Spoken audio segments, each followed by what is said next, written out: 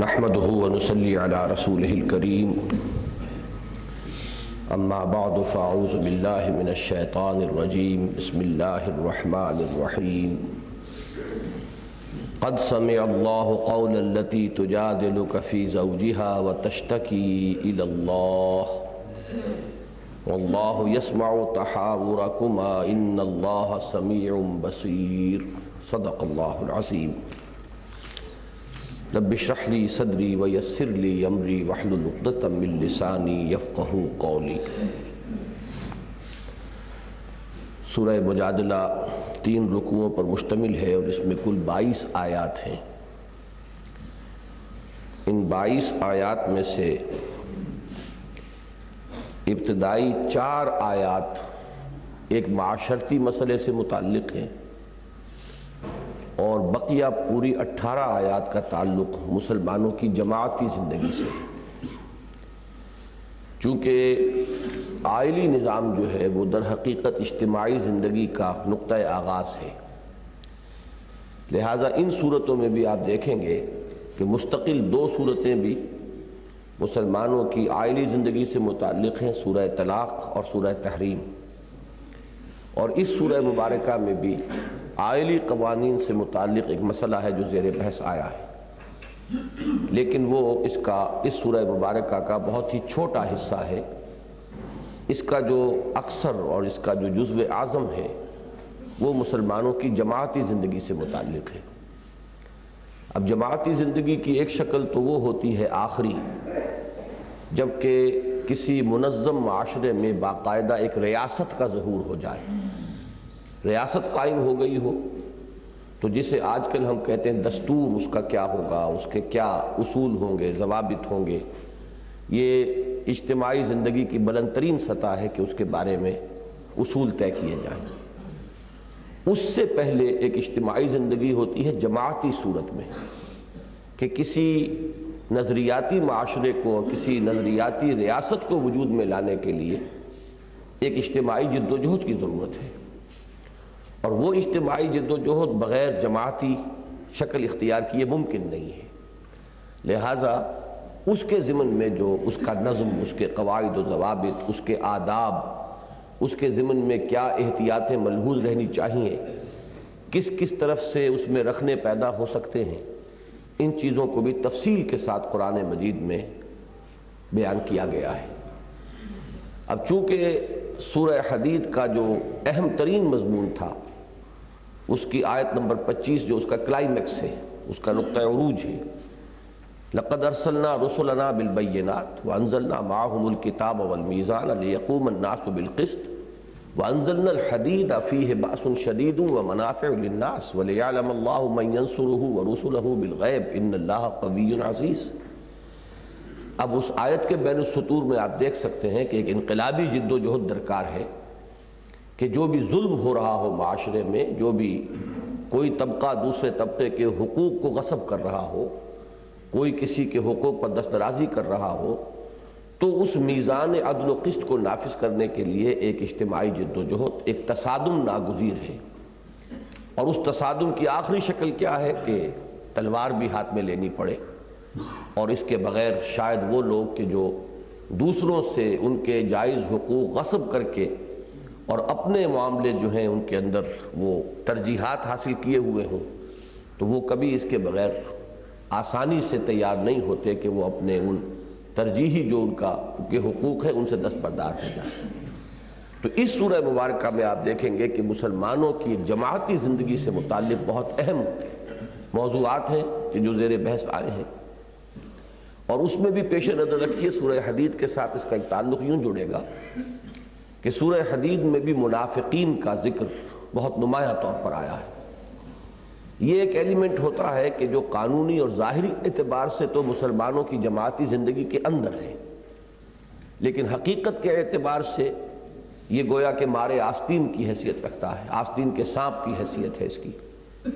اندر مسلمانوں میں بددلی پیدا کرنا، بے چینی پیدا کرنا، شوشے چھوڑنا، طرح طرح کے جو مسائل ہیں ان کو اٹھا کر لوگوں میں مایوسی پیدا کرنا، یہ کام جو ہے ان کا اندر ہی اندر جاری رہتا ہے۔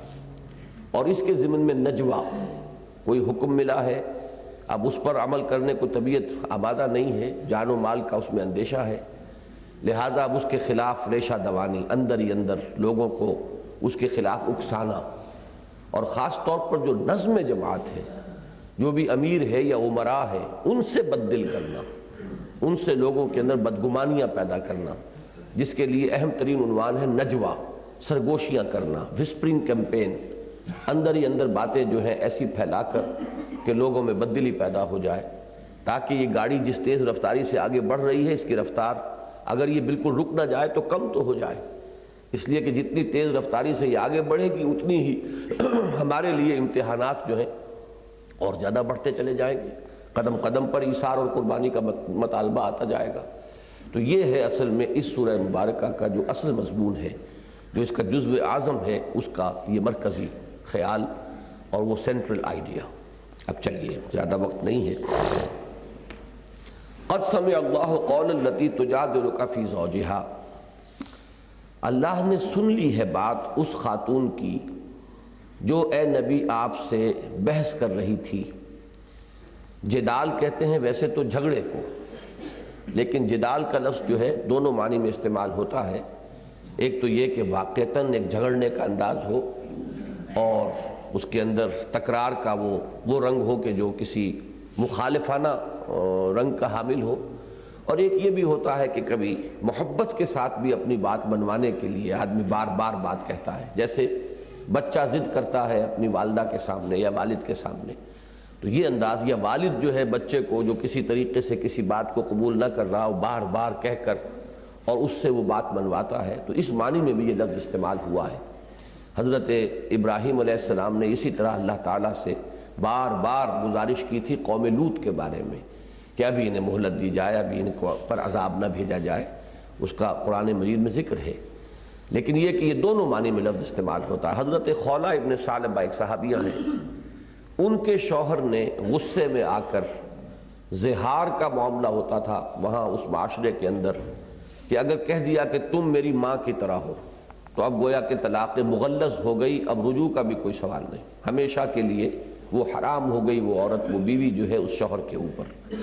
تو یہ جو زہار تھا اس کا قاعدہ وہاں چلا آ رہا تھا، اور اس سے پھر کنبے اجڑ جاتے تھے غصے میں آ کر، جیسے آج کل ہمارے یہاں روز یہ مسئلے آتے رہتے ہیں کہ 3 طلاقیں کہہ دیں اور اب قصہ پاک ہو گیا، اب روتے پھر رہے کہ ہماری نیت تو یہ نہیں تھی، ہمارا ارادہ تو یہ نہیں تھا، ہم تو غصے میں کہہ گئے تھے۔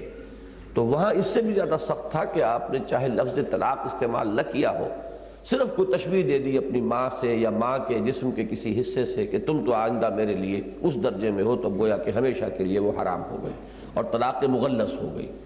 تو ایسا ہی معاملہ حضرت اوس ابن صامت ہیں رضی اللہ تعالی عنہ، تیز مزاج تھے، اپنی بیوی حضرت خولہ سے یہ الفاظ وہ کہہ بیٹھے۔ اب وہ خاتون روتی ہوئی، چیختی ہوئی، چلاتی ہوئی حضور کی خدمت میں آئیں کہ حضور میں اب کہاں جاؤں، میرے یہ بچے ہیں، رل جائیں گے، میرا کون سا اب ٹھکانہ ہے، تو مجھے بتائیے کہ کوئی راستہ۔ حضور نے فرمایا کہ میں تو کوئی راستہ نہیں دیکھ رہا، اس لیے کہ اس وقت تک یہ وحی نازل نہیں ہوئی تھی۔ اب جب تک وحی نازل نہ ہو حضور صلی اللہ علیہ وسلم اپنی طرف سے کیا فرمائیں؟ اس کے بعد اب وہ بیچاری چیخ رہی ہے، حضور اس کی خوشامد کر رہی کہ حضور دیکھیے تو صحیح، اس کا یہ ارادہ نہیں تھا، وہ خواہ غصے میں کیا بیٹھا ہے۔ پھر جب دیکھتی تھی کہ حضور خاموش ہیں تو پھر اللہ سے کہتی ہے اللہ تو رحم فرما، کسی طریقے سے میرے ان بچوں کے لیے، میرے لیے کوئی صورت پیدا کر۔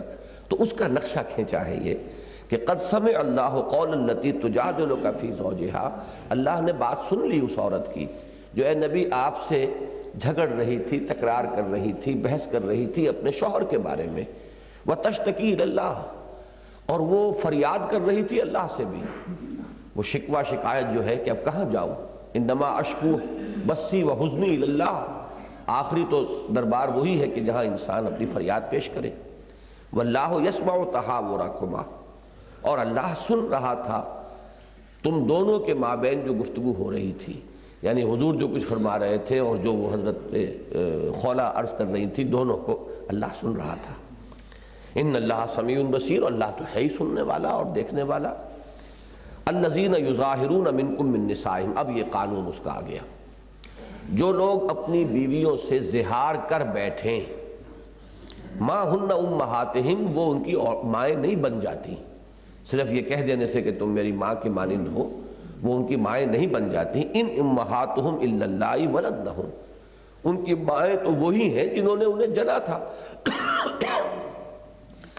وَإِنَّهُمْ لَيَقُولُونَ مُنْكَرًا مِنَ الْقَوْلِ وَزُورًا، اور وہ یقیناً ایک بہت بری بات کہہ رہے ہیں.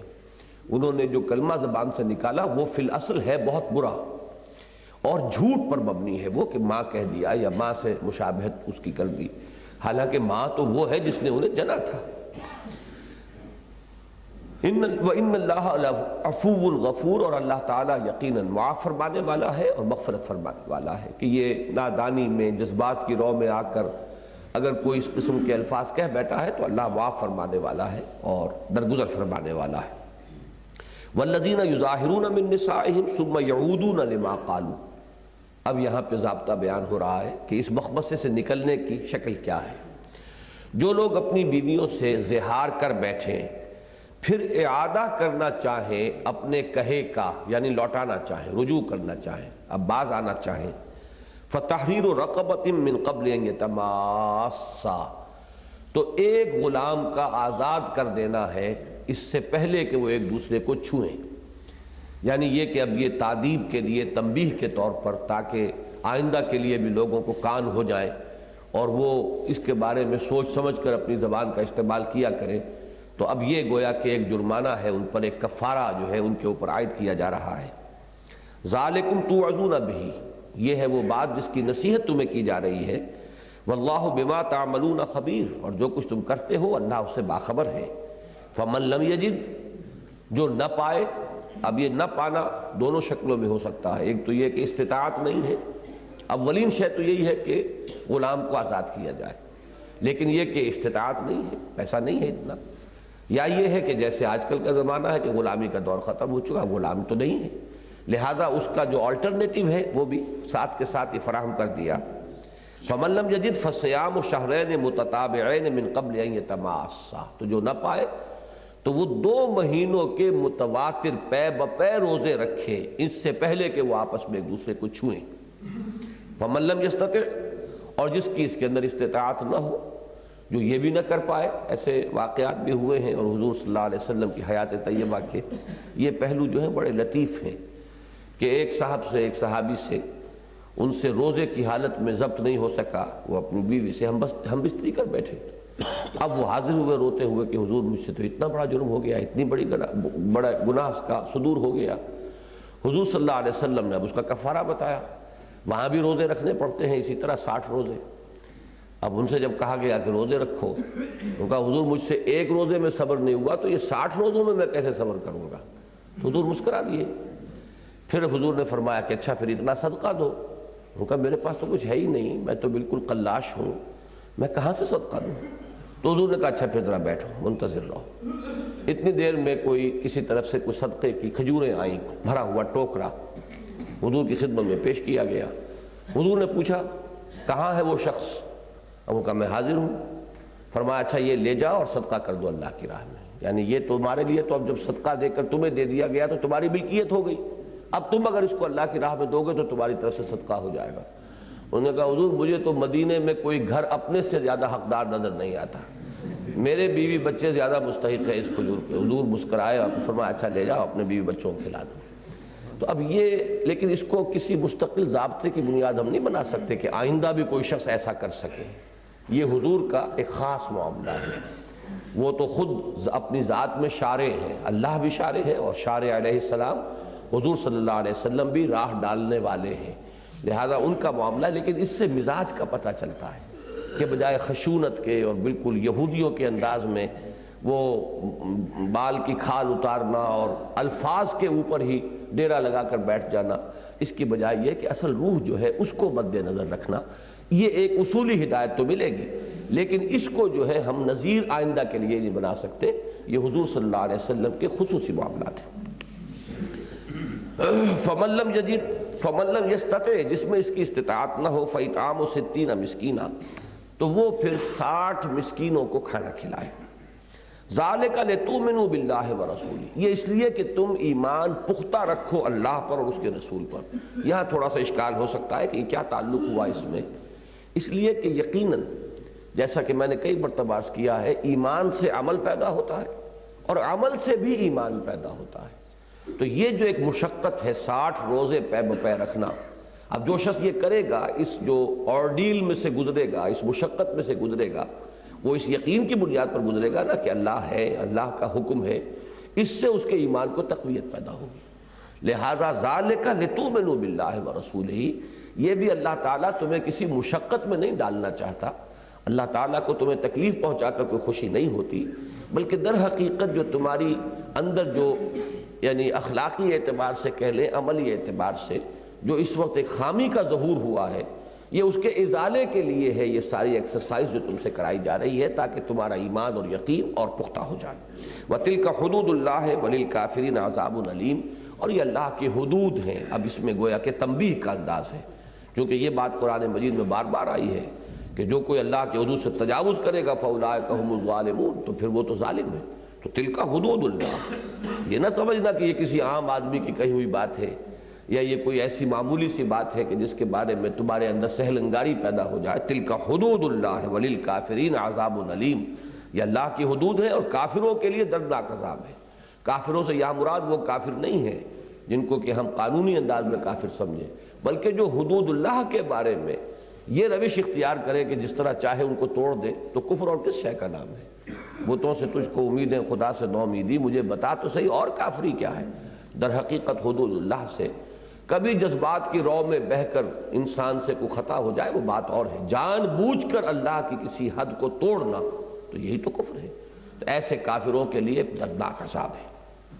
اب یہاں سے وہ دوسرا مضمون شروع ہو رہا ہے، ان الذین یحادون اللہ ورسولہ کبتوا کما کبت الذین من قبلہم، یہ جو محادہ ہے یہ حدید ہی سے بنا ہے، حدید لوہا، اور لوہے سے اسلحہ بنتا ہے، فیہ منافع للناس، فیہ باس شدید و منافع للناس۔ اب یہیں سے لفظ محادہ بنا ہے، باب مفعلہ ہے حدید سے، لوہے کا لوہے سے ٹکرانا، یہ مقابلہ، جنگ۔ اور یہ جنگ ہی نہیں بلکہ کوئی بھی اگر مخالفت ہے، زور آزمائی ہے، مظاہرہ ہے، یہ مظاہرہ بھی در حقیقت جو ہے محاذ آرائی ہے، یہ سب بھی اس محادے کے اندر آ جائیں گے طبعاً، اگرچہ اصلاً اس کے معنی ہوگی جنگ۔ جو لوگ محاذ آرائی کرتے ہیں، مخالفت کرتے ہیں اللہ کی اور اس کے رسول کی، کبتوا کما کبت الذین من قبلہم، وہ ہلاک ہو چکے، برباد ہو چکے، چاہے عالم واقعہ میں ابھی نہ ہوا ہو، فیصلے صادر ہو چکے ہیں ان کی ہلاکت کے، پھانسی کا حکم مل چکا ہے، چاہے ابھی ایگزیکیوشن بالفعل نہ ہوئی ہو۔ کبتوا کما کبت الذین من قبلہم، وہ بھی اسی طرح خائب و خاسر ہو چکے اور ہلاک ہو چکے جیسے ان سے پہلے کے ان کے جو کردار والے لوگ تھے وہ ہلاک ہو چکے۔ وَقَدْ أَنزَلْنَا آيَاتٍ بَيِّنَاتٍ، اور ہم تو اتار چکے ہیں روشن آیات، وَلِلْكَافِرِينَ عَذَابٌ مُّهِينٌ، اور کافروں کے لیے دردناک عذاب ہے۔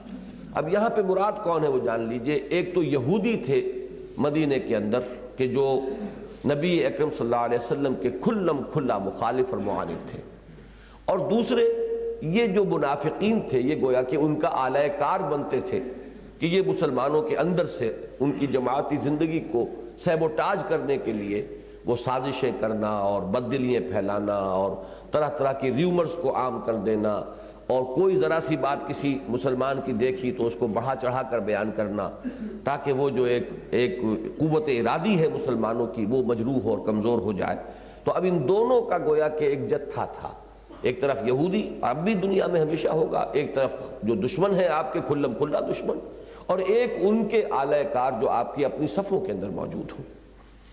یوم یبعثہم اللہ جمیعا فینبئہم بما عملوا، جس دن کہ اللہ تعالیٰ ان سب کو جمع دوبارہ اٹھائے گا، زندہ کرے گا، اور پھر انہیں جتلا دے گا جو کچھ کہ وہ کرتے رہے تھے۔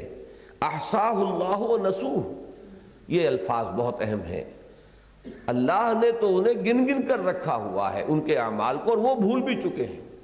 یہ ہوتا ہے کہ انسان جو ہے جو خطا آج آپ نے کی آپ تو بھول گئے، لیکن اللہ کے ریکارڈ سے تو وہ محو نہیں ہوگا، اللہ نے اس کی حفاظت کا انتظام کیا ہوا ہے۔ تو جب اعمال ہمارے سامنے آئیں گے تو ہم چونک جائیں گے، جیسے کہ سورہ کہف میں ہے کہ ما لہذا الکتاب لا یغادر صغیرۃ ولا کبیرۃ الا احصاها ووجدوا ما عملوا حاضرا، یہ کیسا اعمال نامہ ہے، اس نے تو باریک سے باریک اور چھوٹی سے چھوٹی اور مائنیوٹ سے مائنیوٹ ڈیٹیلز کو بھی محفوظ رکھا ہوا ہے۔ تو احصاہ اللہ ونسوہ، اللہ نے تو اس کی حفاظت کی ہوئی ہے، محفوظ رکھا ہوا ہے، اور وہ بھول چکے ہیں۔ واللہ علی کل شیء شہید، اور اللہ تو ہر چیز پر نگران ہے اور ہر چیز پر خود گواہ ہے۔ الم تر ان اللہ یعلم ما فی السماوات و ما فی الارض، کیا تم دیکھتے نہیں ہو کہ اللہ تعالیٰ جانتا ہے جو کچھ کے آسمانوں میں ہے اور جو کچھ کے زمین میں ہے۔ ما یکون من نجوا ثلاثۃ، اب یہ جو در حقیقت تمہید تھی یہ نجوا کے خلاف۔ نجوا کیا ہے؟ سرگوشی کرنا، وسپرنگ کیمپین، جا کر علیحدہ گوشوں میں بیٹھ کر بات چیت کرنا، جماعتی نظم کو انڈرمائن کرنے کی، سیبوٹاج کرنے کی کوشش کرنا، بددلی پیدا کرنا، بدگمانیاں پیدا کرنا۔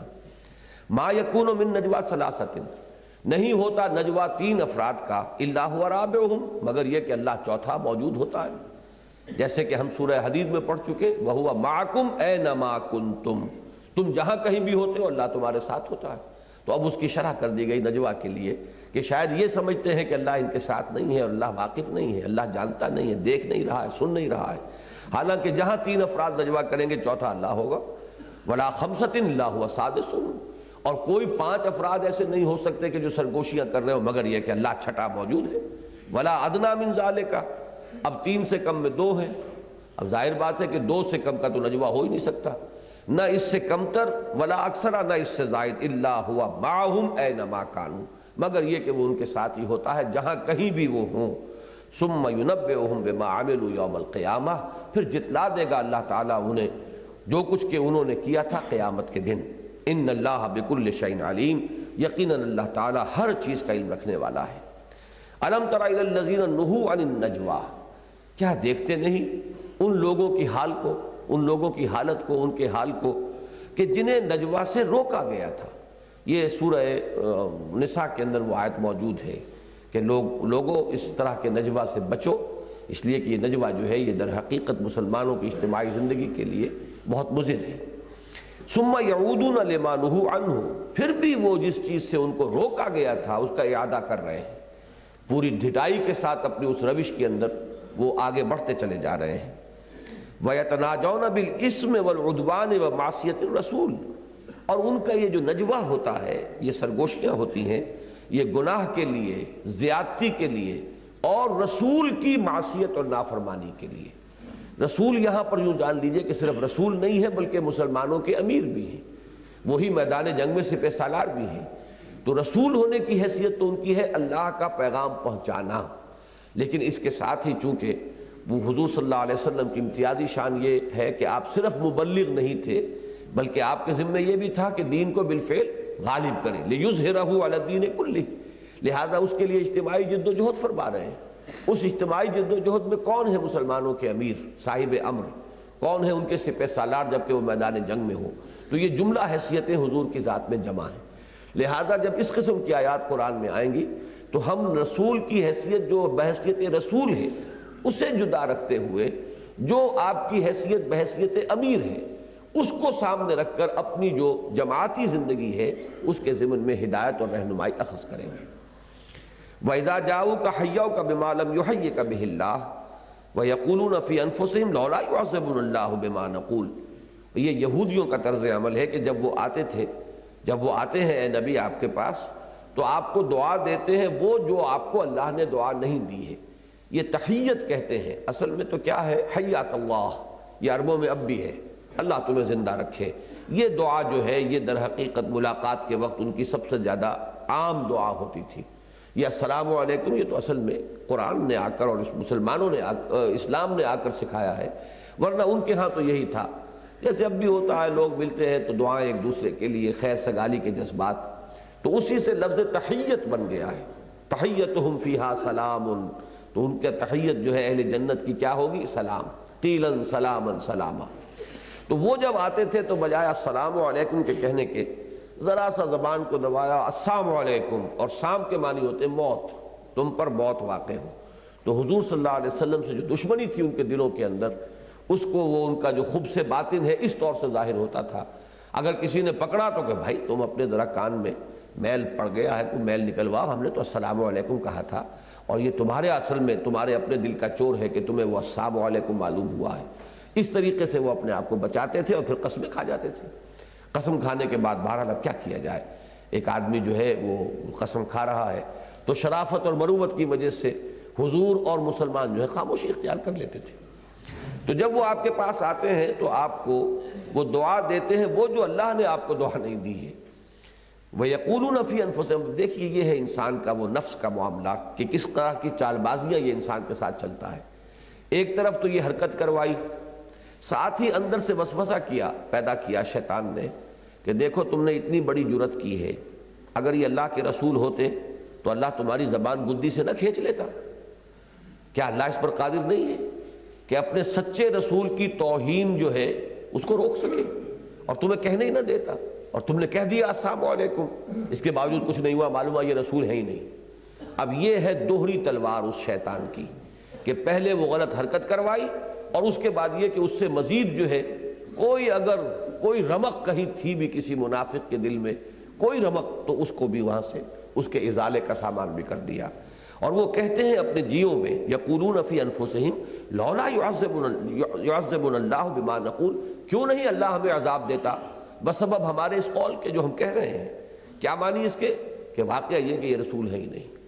حسبہم جہنم، ان کا ٹھکانہ جہنم ہے، یصلونہا، اس میں یہ پہنچ کر رہیں گے، گر کر رہیں گے، فبئس المصیر، اور وہ بہت ہی برا ٹھکانہ ہے۔ یا ایھا الذین آمنوا اذا تناجیتم فلا تتناجوا بالاسم والعدوان ومعصیۃ الرسول، اے اہل ایمان جب تمہیں کوئی سرگوشی کرنی ہو، کوئی علیحدگی میں بھی مشورے کی ضرورت ہوتی ہے، آخر اجتماعی زندگی میں اس کا پورا موقع ہوتا ہے۔ آپ کسی کو کسی نیک کام کے لیے بھی اگر کچھ ترغیب دلانا چاہتے ہیں تو بسا اوقات وہ علیحدگی میں جا کر اس سے بات کی جائے تو زیادہ مؤثر ہو جاتی ہے بات۔ تو فرمایا کہ اگر تمہیں سرگوشی ہی کرنی ہے اور علیحدگی میں بات کرنی ہے تو تم یہ نجوہ نہ کیا کرو گناہ کے لیے یا زیادتی کے لیے یا رسول کی معصیت کے لیے۔ وَتَنَاجَوْا بِالْبِرِّ وَالتَّقْوَىٰ، خیر کے لیے، تقوی کے لیے، نیکی کے لیے، ایک دوسرے کو ترغیب دلانا، ایک دوسرے کو آمادہ کرنا، یا کسی کی برائی پر اسے متنبہ کرنا ہے۔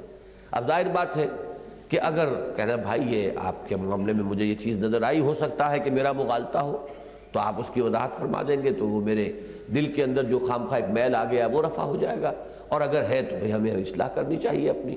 اب یہ انداز بھی اگر پبلک میں اختیار کیا جائے گا تو بہت ہی یہ مضر ہو جائے گا، اس کے لیے بھی علیحدگی میں جانے کی ضرورت ہے۔ تو علیحدگی میں گفتگو حرام نہیں ہے، اصل میں اس میں کیا گفتگو کر رہے ہیں وہ ہے اصل میں فیصلہ کن چیز۔ تو تم نیکی اور تقوی کے کام کے لیے ایک دوسرے سے سرگوشی کیا کرو۔ واتقوا اللہ الذی الیہ تحشرون، اور اس اللہ کا تقوی اختیار کرو جس کی طرف تمہیں جمع کیا جائے گا لا محالہ۔ انما النجوى من الشیطان، اب یہ نجوہ وہ ہے جو مخالفانہ نجوہ تھا منافقین کا، کہ یہ نجوہ شیطان کی طرف سے ہے، یہ شیطانی عمل ہے، اس کی اکساہٹ شیطان پیدا کر رہا ہے۔ لِيَحْزُنَ الَّذِينَ آمَنُوا، تاکہ جو اہل ایمان ہیں وہ حزن سے دوچار ہوں۔ اب اس کا ایک اثر پڑتا ہے اس جماعتی زندگی کے اوپر، بددلی، افسردگی۔ اب کسی نے کہہ دیا کسی کے بارے میں، خاص طور پہ امیر کے بارے میں کہہ دیا، اب یہ کہ آدمی جو ہے ہر وقت اتنا چوکس چوکنا بھی نہیں ہوتا کہ فوراً جائے اور کہے اور اس کی پوری تحقیق کرے، تحقیق میں تاخیر ہو گئی ہے۔ اس پورے عرصے کے اندر اس بات نے دل کے اندر کچھ نہ کچھ اثرات پیدا کر دی، کچھ نہ کچھ میل آئی گیا۔ اب یہ چیزیں جو ہے اس کے اثرات جماعتی زندگی میں فرسٹریشن اور بددلی، ڈس اپوائنٹمنٹ، ڈس ایلیوژن، یہ مختلف الفاظ جو استعمال ہوتے ہیں جماعتی زندگی کے اندر، سب سے زیادہ جو ہے تعطل پیدا کرنے والی یہ اشیاء ہیں۔ تو شیطان جو ہے وہ تو چاہتا ہے کہ جو اہل ایمان ہے وہ حزن سے دوچار ہو جائیں۔ وَلَيْسَ بِضَارِّهِمْ شَيْئًا، اب دیکھیے یہاں جو بات کہی ہے بڑی یہ الفاظ پر غور کرنے کی ضرورت ہے، اور وہ انہیں کوئی بھی ضرر نہیں پہنچا سکتا الا باذن اللہ، مگر اللہ کے اذن سے، اللہ کی اجازت سے۔ نتیجے کے اعتبار سے تو کوئی خرابی پیدا نہیں ہوگی الا یہ کہ اللہ ہی مسلمانوں کو کسی فتنے میں مبتلا کرنے کا فیصلہ کر چکا ہو، شیطان کے ہاتھ میں اختیار نہیں ہے۔ لیکن اس کی نفی نہیں کی کہ حزن تھوڑا بہت ہو جاتا ہے، کوئی نہ کوئی وقتی طور پر افسردگی جو ہے مسلمانوں پر وہ طاری ہو جاتی ہے، لیکن ضرر کا کہ بالفعل کسی نقصان کا ہو جانا یہ تو بغیر اللہ کے اذن کے ممکن ہی نہیں ہے، شیطان لاکھ زور لگا لے۔ تو اب اس میں دونوں باتیں آ گئیں کہ ایک حقیقت کا اعتراف بھی، دوسری طرف مسلمانوں کو ری ایشورنس بھی دے دی گئی کہ یہ بہرحال تم مطمئن رہو کہ شیطان کتنے بھی ہتھ کنڈے اپنے چلا لے اور استعمال کر لے، لیکن تمہیں کوئی مستقل نقصان وہ نہیں پہنچا سکے گا۔ وعلی اللہ فلیتوکل المؤمنون، اور اہل ایمان کو تو اللہ ہی پر توکل کرنا چاہیے۔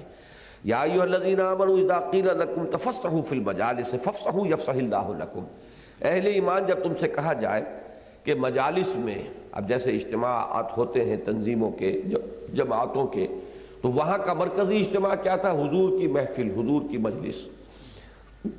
اس میں کیا ہوتا تھا کہ یہ لوگ جو ہوتے تھے یہ جتھا بندی کر کے ایک جگہ بیٹھتے تھے، اور اس طرح سے آپس میں گتھ کر بیٹھتے تھے کہ کوئی اور شامل نہ ہو، تاکہ یہ تبصرے کریں حضور کچھ فرما رہے ہیں اور یہ ساتھ کے ساتھ فقرے بازی کر رہے ہیں، ایک دوسرے کو اشارے کر رہے ہیں، دیکھا کیا کہہ رہے ہیں یہ کیا کتنی احمقانہ بات کہہ دی ہے معاذ اللہ۔ اب یہ جو اشارے ہوتے ہیں آنکھوں میں، اگر کوئی دوسرا مخلص مسلمان درمیان میں بیٹھا ہوا ہو تو وہ ٹوک دے گا، لہذا وہ اپنے گروپ بنا کر بیٹھتے تھے اور اس میں کسی اور کو نہیں آنے دیتے تھے۔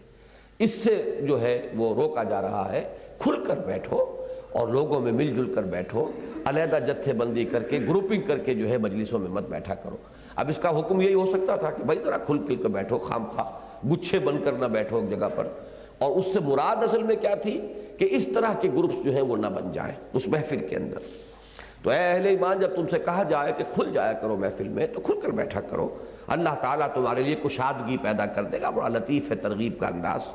وَإِذَا قِيلَ انشُزُوا فَانشُزُوا يَرْفَعِ اللَّهُ الَّذِينَ آمَنُوا مِنكُمْ وَالَّذِينَ أُوتُوا الْعِلْمَ دَرَجَاتٍ، اور جب کہا جائے اٹھ جاؤ تو اٹھ جایا کرو، اللہ تعالیٰ تم میں سے جو واقعی اہل علم ہیں اور صاحب ایمان ہیں ان کے درجات بلند کرے گا۔ اب یہ بھی ہوتا ہے کہ اب اجتماع برخاست ہو گیا، جائیے، لیکن اب بیٹھے ہوئے وہاں پر ڈیرا لگا کر کچھ لوگ بیٹھے ہوئے ہیں، تبصرے کر رہے ہیں، پھر اس کے خلاف آن دی سپاٹ جو ہے ریشہ دوانی کا آغاز کرنے کے لیے وہیں پر بیٹھے ہوئے ہیں، تو اس سے بھی روکا گیا۔ جیسے اجتماع برخاست ہو گیا ہے، اجلاس اب ختم ہو گیا ہے، جب کہا جائے تو پھر اٹھ جاؤ، اپنے اپنے کاموں کے اندر لگو، کوئی حکم ملا ہے تو اب اس کی تعمیل کی فکر کرو، اب اس کے بارے میں تبصرے کرنے کے لیے اور ایک دوسرے کو دیکھیے جی اب ان کو تو کوئی تکلیف نہیں پہنچتی، تکلیف تو ہمیں پہنچتی ہے نا، یہ تو یہاں بیٹھے ہوئے ہیں، انہوں نے تو کہہ دیا نکل جاؤ فلاں مہم کے اوپر، اب یہ کہ سارا جو ہے مشقت تو ہمیں جھیلنی ہوگی، تو یہ دیکھتے ہی نہیں ہیں ہمارے مسائل ہیں، ہمارے معاملات ہیں، ہماری یہ مجبوریاں ہیں۔ اب یہ اس طرح کی باتیں وہ ہوں گی کہ جہاں ذرا پانی مرتا ہو وہاں یقیناً ان کے اثرات پیدا ہو جاتے ہیں، جہاں ذرا سی بھی کوئی کمزوری کے آثار ہیں، جیسے جراثیم انہی پر حملہ آور ہوتے ہیں جو کسی وجہ سے قوت مدافعت جن کی کمزور ہو چکی ہو، تو اندر سے کچھ لوگ ہوتے ہیں کہ جو پہلے سے کچھ کمزوری کا شکار ہو گئے ہیں، اب ان کے لیے یہ باتیں جو ہے وہ بہت ہی مؤثر ہو جاتی ہیں۔ تو فرمایا گیا جب کہا جائے کہ اٹھ جاؤ تو اٹھ جایا کرو، اللہ تعالیٰ تم میں سے جو واقعی اہل ایمان ہیں اور جو علم والے ہیں ان کے درجات بلند کرے گا۔ واللہ بما تعملون خبیر۔ اب دیکھیے یہ الفاظ کی مناسبت کیسی پیدا کی گئی، کھل کے بیٹھو اللہ کشادگی پیدا کرے گا، اٹھ جایا کرو، اب اٹھنے میں انسان بلند ہوتا ہے۔ تو اگر تم جو حکم ہے، ڈسپلن ہے جماعتی زندگی کا، اس کے اعتبار سے اٹھو گے تو یہ اس میں بھی ایک طرح کی تمہاری یعنی رفع درجات کا اہتمام ہے اللہ کی طرف سے، کہ وہ دلی آمادگی کے ساتھ جب اس حکم پر عمل کرو گے تو اللہ تمہارے مراتب بلند کرے گا۔ واللہ بما تعملون خبیر، اور جو کچھ تم کر رہے ہو اللہ اس سے باخبر ہے۔ یا ایھا الذین آمنوا اذا ناجیتم الرسول فقدموا بین یدی نجواکم صدقہ، اہل ایمان جب تم رسول صلی اللہ علیہ وسلم سے مناجات کرو، نجوہ کرو، یہ خاص طور پر بات ہوتی ہے کہ حضور سے بات کرنے کے لیے مومنین مخلصین جو تھے ان کی بھی خواہش ہوتی تھی، حضور کا قرب، حضور سے گفتگو، حضور سے علیحدگی میں بات کرنا وہ اپنا خاص مسئلہ ہے، لیکن یہ کہ منافقین جو ہے خاص طور پر وہ اپنا ایک خاص روب ڈالنے کے لیے مسلمانوں پر کہ ہمیں حضور سے بڑا قرب حاصل ہے، ہم تو علیحدگی میں جا کے گفتگویں کرتے ہیں، حضور ہمیں بڑا وقت دیتے ہیں، تو اور حضور اپنی وہ مروت اور شرافت کی وجہ سے کوئی آگے آئے تو اب کیسے کہیں کہ میں آپ سے ملنے کے لیے تیار نہیں، اس سے وہ لوگ ناجائز فائدہ اٹھاتے تھے۔ تو یہاں ایک پابندی لگائی گئی ہے، عام جماعتی زندگی میں بھی اس کی ضرورت ہوتی ہے کہ جو لوگ ذمہ دار ہیں، جن کے پاس ذمہ داری کا بوجھ جن کے کندھوں پر ہے، ان کا وقت جو ہے وہ قیمتی ہوتا ہے، اور اس کو ہر شخص جو ہے وہ ہر وقت ملنے کی خواہش کے اندر اور اپنے چھوٹے چھوٹے معاملات ملا کر ان سے بیان کرنے میں اگر استعمال کرنا شروع کر دے تو ضعف جو ہے وہ جماعتی زندگی کو پہنچے گا، کہ کوئی اہم تر کام جو جماعتی زندگی کا تھا وہ رہ جائے گا۔ اور پھر یہ کہ اس میں موقع ملتا ہے دوسروں کو بھی کہ جو خاص طور پر کسی غلط ارادے سے اس طرح کی شرافت اور مروت سے فائدہ اٹھانا چاہیں۔ تو اللہ تعالیٰ نے ایک اہتمام فرمایا کہ حکم دے دیا کہ جب بھی ہمارے رسول سے کسی کو علیحدگی میں کوئی بات کرنی ہو تو پہلے کو صدقہ کریں، اور یہ مال ہی جان تھی ان منافقین کی. اصل میں یہ راستہ ان کے راستے میں یہ روڑا رکھ دیا گیا، بھاری پتھر، کہ حضور سے ملاقات کرنی ہے، علیحدگی میں گفتگو کرنی ہے تو پہلے کچھ اللہ کی راہ میں صدقہ دے کر آؤ. تو وہ تو اس سے بعد آ گئے، اس لیے کہ یہ قیمت اس کی دینے کے لیے وہ تیار نہیں تھے. اس کے بعد چونکہ یہ ایک عارضی طور پر وقتی جو ایک مسئلہ تھا اس کے حل کا حکم تھا، تو جلد ہی اس کی پھر منسوخی کا بھی اعلان ہو گیا. اگرچہ تعین کے ساتھ ہم نہیں کہہ سکتے، لیکن یہ مقام بھی قرآن مجید کا ایسا ہے جس میں ناسخ و منسوخ آیات دونوں ساتھ کی ساتھ موجود ہیں. پہلے صدقے کا حکم آیا کہ اے اہل ایمان، جب تم رسول سے علیحدگی میں کوئی بات کرنا چاہو فقدموا بین یدی نجواکم صدقہ، تو اپنے رسول کے ساتھ علیحدہ گفتگو سے پہلے کچھ تقدیم کرو، یعنی آگے کچھ بھیجو صدقے کے طور پر، اس سے مقدم کر دو صدقے کو، پہلے صدقہ دو. ذالک خیر لکم واطہر، یہ تمہارے لیے بہتر بھی ہے، زیادہ پاکیزگی کا حامل بھی ہے. فإن لم تجدوا فإن اللہ غفور رحیم. اس میں اندیشہ تھا کہ بیچارہ کوئی مسلمان مفلس ہے اور اس کے پاس پیسہ نہیں ہے، وہ صدقہ نہیں کر سکتا. تو یہ نہیں ہے کہ اس میں کوئی ایکسیپشن ہی نہیں ہے، کسی کے پاس نہیں ہے تو ٹھیک ہے، اللہ تعالیٰ غفور اور رحیم ہے. اشفقتم ان تقدموا، یہ ہے اب ناسخ آیت، اس حکم کو منسوخ کرنے والی آیت. پہلی آیت منسوخ ہے، یہ ناسخ ہے. اشفقتم ان تقدموا بین یدی نجواکم صدقات، کیا تم گھبرا گئے، ڈر گئے اس سے کہ تم اپنے حضور صلی اللہ علیہ وسلم سے علیحدگی میں گفتگو کرنے سے پہلے صدقہ دو.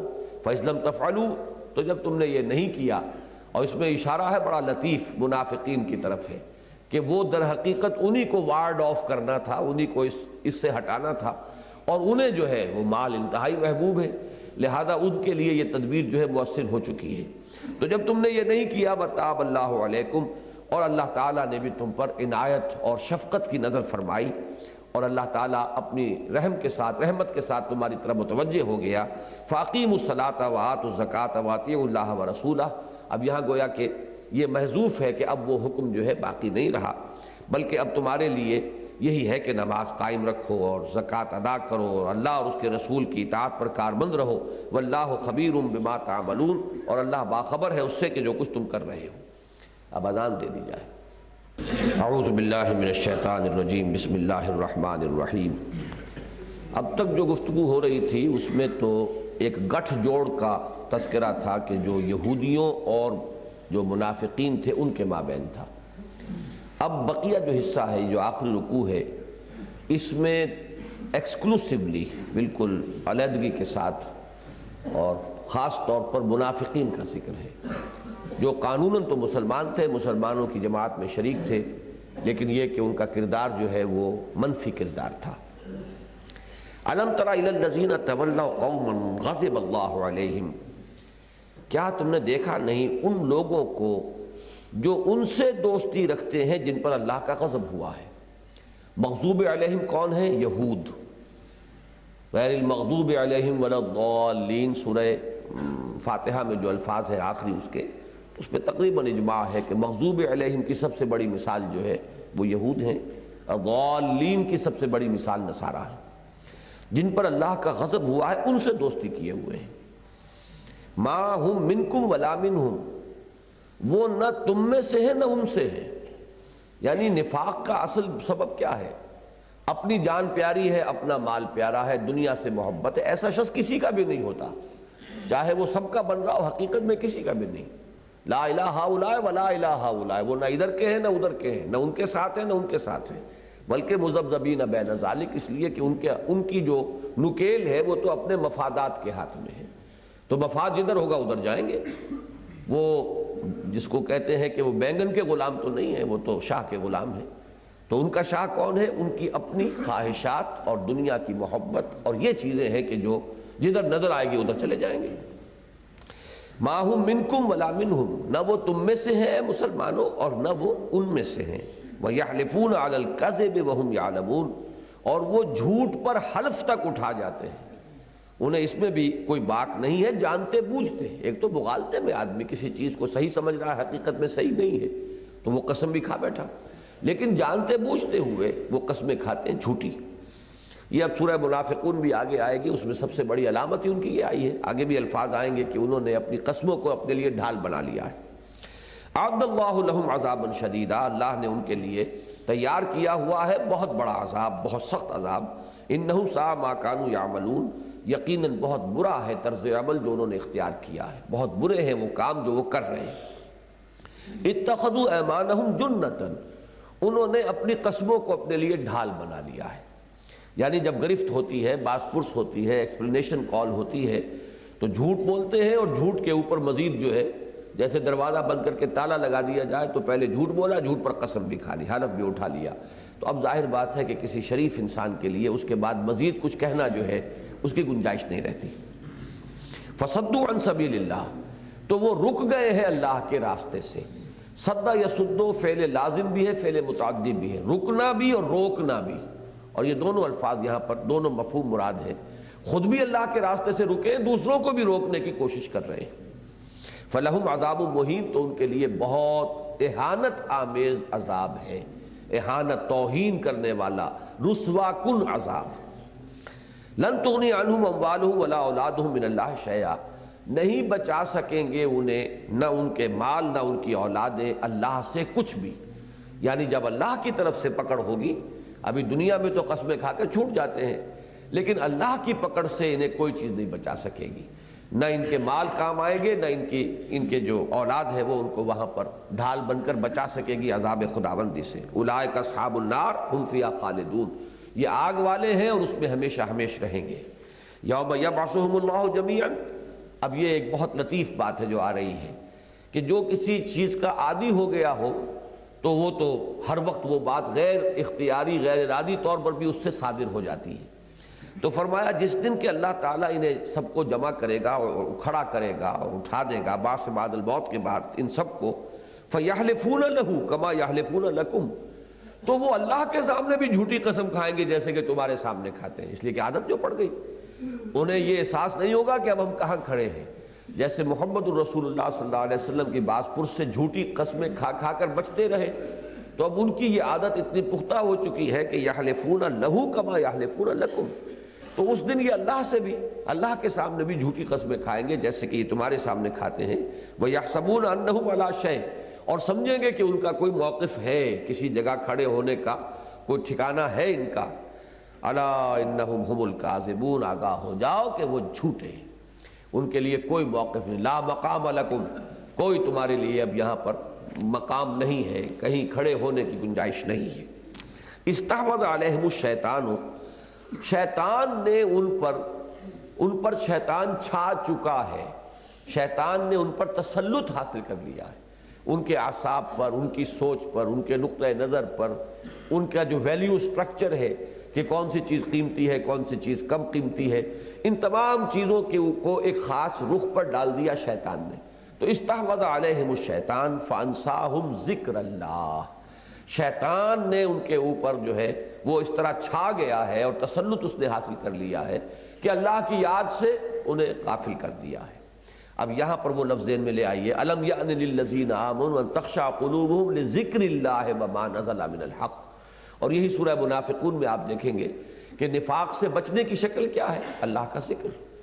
اہل ایمان تمہیں غافل نہ کر پائیں کوئی بھی دنیاوی مصروفیات، لا تلہکم اموالکم ولا اولادکم عن ذکر اللہ ومن یفعل ذلک فاولئک هم الخاسرون، اللہ یاد رہے، دل میں استحضار ہو، تو پھر شیطان کو جو ہے آپ کے اوپر حملہ کرنے کا موقع نہیں ملتا۔ لیکن یہ کہ اگر ذکر سے یہ قلب خالی ہو جائے، لیکن ذکر کا مطلب کیا ہے؟ استحضار اللہ فی القلب، یہ نہیں کہ زبان تو چل رہی ہے لیکن دل میں کچھ اور ہی خیالات آ رہے ہیں، چکی وہاں کوئی اور ہی چل رہی ہے، تو یہ ذکر نہیں ہے، یہ بظاہر ذکر ہے، حقیقتاً ذکر نہیں۔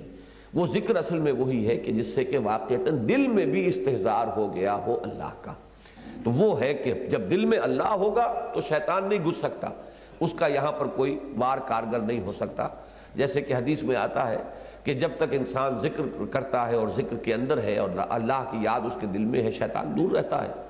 جب دل غافل دیکھتا ہے وہ، تو وہ تھوتنی اپنی لگا کر، یہ اصل میں سور کے منہ کے لیے یہ لفظ استعمال ہوتا ہے، جیسے اس کی تھوتنی ہوتی ہے ویسے ہی شیطان جو ہے اپنی تھوتنی جو ہے وہ دل پر آ کر ٹکا دیتا، تھوکے مارنی شروع کر دیتا ہے۔ تو اس سے بچنے کا راستہ کیا ہے؟ ذکر اللہ، فانساہم ذکر اللہ اولئک حزب الشیطان، یہ شیطان کی پارٹی ہیں، یہ اس کی جماعت ہے۔ الا ان حزب الشیطان هم الخاسرون، آگاہ ہو جاؤ کہ شیطان کی پارٹی ہی کے لیے خسارہ ہے، ناکامی ہے، بربادی ہے، تباہی ہے۔ اگرچہ یہ کہ اس وقت انہیں یہ نظر آ رہا ہے کہ ہمارے ہتھ کنڈے جو ہے کامیاب ہو رہے ہیں، ہم بچ گئے، ہم جھوٹ بول کر بچ آئے، ہماری کوئی سرزنش نہیں ہوئی، ہم نے قسم کھا لی، لیکن یہ کہ یہ چیزیں جو اس وقت انہیں اپنی کامیابیاں نظر آ رہی ہیں، حقیقت میں یہی ان کی تباہی اور بربادی کا اصل سامان ہے۔ اب یہ جو حزب الشیطان کا لفظ آیا ہے تو یہ صورت اس اعتبار سے قرآن مجید میں منفرد ہے۔ ویسے تو حزب اللہ کا لفظ سورہ مائدہ میں بھی آیا ہے، لیکن وہاں تقابل موجود نہیں ہے، حزب الشیطان کا لفظ وہاں نہیں آیا۔ یہ مقام اس اعتبار سے بہت اہم ہے، حزب اللہ، حزب الشیطان، ان دونوں کا جس کو سائملٹینیس کنٹراسٹ کہتے ہیں، فوری تقابل، دونوں کو آمنے سامنے لا کر ان کے فرق اور تفاوت کو واضح کر دیا جائے۔ تو یہاں اولئک حزب الشیطان الا ان حزب الشیطان هم الخاسرون۔ اب آ رہا ہے حزب اللہ کون ہے، اللہ کی پارٹی کون سی ہے۔ اللہ کی پارٹی کے ضمن میں ایک بات تو پہلے آ چکی ہے، خلوص اور اخلاص کے ساتھ جماعتی نظم کی وہ پابندی کریں، اللہ کے رسول کی اطاعت کریں، جو بھی انہوں نے نظم قائم کیا ہے اب ختم نبوت کے بعد، جو بھی جس کے ہاتھ میں ہاتھ دیا ہے یا جس کو اپنا امیر تسلیم کیا ہے یا جو اس نظم جماعت کے تحت ان کا امیر بنایا گیا ہے، ان کے ساتھ بھی وہ معاملہ کریں، نجوہ ان کے خلاف نہ کریں، ان کے ساتھ جو ہے خلوص اور اخلاص کا ایک رشتہ جو ہے وہ دل میں برقرار رکھیں۔ دوسری بات اہم ترین جو ہے اب آ رہی ہے کہ ان کی دلی محبتیں جو ہے وہ اپنے مقصد کے تابع ہو گئی ہیں۔ دلی محبت جو ہے یا تو ہوتی ہے طبعی طور پر والدین کو اولاد سے محبت ہے، اولاد کو بھی کچھ محبت والدین سے ہوتی ہے یا حمیت ہوتی ہے ان کی، اسی طریقے سے بیوی کو شوہر سے ہے، شوہر کو بیوی سے، یہ طبعی محبتیں ہیں، وطن سے ہے، قوم سے ہے، قبیلے سے، طبعی محبتیں ہیں، یہ ان کی نفی کبھی بھی اسلام نے نہیں کی، بلکہ یہ کہ ان کو ایک حد میں رکھنا ہے۔ البتہ جو پارٹی حزب اللہ ہے اس کا کرائیٹیرین یہ ہوگا کہ ان کی محبت اصلاً اپنے نظریے اور اپنے مقصد کے ساتھ ہو۔ جب مقصد اور نظریے کے ساتھ اور اپنے اس کام کے ساتھ جو بھی نصب العین زندگی کے لیے اختیار کیا ہے اس کے ساتھ اصل محبت ہوگی، تو اب محبت میں یہ ترجیح ہو جائے گی کہ جو ان کے ہم مقصد ساتھی ہیں اصل محبت ان سے ہوگی، جو ان کے ہم سفر ہیں، جو اس کام میں ان کے ساتھ شریک ہیں، جس کے لیے کہ کمیونسٹ لٹریچر میں کامریڈ کا لفظ استعمال ہوتا ہے کہ ساری محبتیں طبعی جو ہے پیچھے چلی جائیں، نیچے چلی جائیں اور یہ محبت فائق ہو جائے۔ اگر اس کے برعکس معاملہ ہو تو پھر وہ حزب اللہ نہیں ہے۔ اگر طبعی محبتیں جو ہیں وہ غالب ہیں اس دوسری محبت پر جو نظری اور مقصدی محبت ہے، تو پھر وہ حزب اللہ کو کوالیفائی نہیں کر سکیں گے کہ وہ انہیں حزب اللہ قرار دیا جائے۔ یہ بندھن بہت ضروری ہے۔ اب یہ ہے بات جو یہاں آ رہی ہے، ان الذین یحادون اللہ ورسولہ اولئک فی الاذلین، یقیناً وہ لوگ کہ جو مخالفت میں کمر کس چکے ہیں اور مظاہرہ کر رہے ہیں، آپس میں گٹھ جوڑ کر چکے ہیں اللہ کے اور اس کے رسول کے خلاف، وہی ہے جو سب سے زیادہ ذلیل ہو کر رہیں گے، آخر کار خائب و خاسر وہی ہوں گے۔ کتب اللہ لاغلبن انا ورسلی، اللہ نے تو یہ لکھ دیا ہے، طے کر دیا ہے، یہ بات اس کے نزدیک فیصل شدہ ہے کہ بالآخر تو میں اور میرے رسول ہی غالب آ کر رہیں گے۔ یہ خاص قرآن مجید کی حکمت کا ایک اہم موضوع ہے کہ رسول کبھی مغلوب نہیں ہو سکتا۔ عارضی طور پر کوئی ایسی بات ہو جائے دوسری بات ہے، جیسے غزوہ احد میں ہو گیا یا کوئی معاملہ ایسا، لیکن یہ کہ بالآخر رسول لازماً غالب آتے ہیں اور ہمیشہ آتے رہے ہیں، یہاں تک کہ پوری قومیں ہلاک کر دی گئیں، لیکن رسولوں کو اللہ تعالیٰ نے کامیاب فرمایا۔ نبیوں کے ساتھ یہ ضمانت نہیں ہے، نبی وہ شہید بھی کر دیے گئے، حضرت یحییٰ علیہ السلام نبی تھے، حضرت عیسیٰ رسول تھے، حضرت عیسیٰ کو تو اللہ نے ایسے بچایا ہے کہ فرشتے انہیں لے گئے اٹھا کر، لیکن یہ ہے کہ حضرت یحییٰ ان کو باقاعدہ شہید کر دیا گیا اور اس کے راستے میں کوئی معجزانہ رکاوٹ نہیں آئی۔ ان اللہ قوی عزیز، یقیناً اللہ تعالیٰ قوت والا ہے اور زبردست ہے، اس کا ہی اقتدار جو ہے وہ آخری ہے، فیصلہ کن ہے۔ لا تجد قوما یؤمنون باللہ والیوم الآخر، تم نہ پاؤ گے ان لوگوں کو جو واقعتاً ایمان رکھتے ہو اللہ پر اور یوم آخر پر، یوادون من حاد اللہ، اب یہاں پر مودت سے یہ یوادون بنا ہے، ودہ یودو محبت کرنا، اور وہ حدید سے میں نے کہا تھا حدد سے وہ محادہ بنا ہے، یہ دونوں الفاظ جو ہیں ایک دوسرے کے سامنے لے آئے گئے، اس لیے کہ دنیا میں مودت ہی ہوتی ہے کہ جو لوگوں کو جمع رکھتی ہے، ان کو اکٹھا رکھتی ہے، تو ایک حزب اللہ کے اندر بھی ایک مودت درکار ہے۔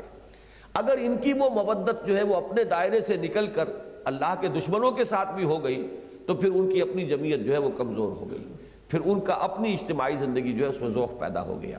تم نہیں پاؤ گے ان لوگوں کو جو اللہ اور اس کے رسول پر ایمان رکھتے ہو کہ وہ محبت کرتے ہیں ان سے جو اللہ کے مخالف ہیں، اللہ کے دشمن ہیں۔ اعداء اللہ و اعداء رسولہ و اعداء دینہ، ان کے ساتھ وہ محبت نہیں کر سکتے۔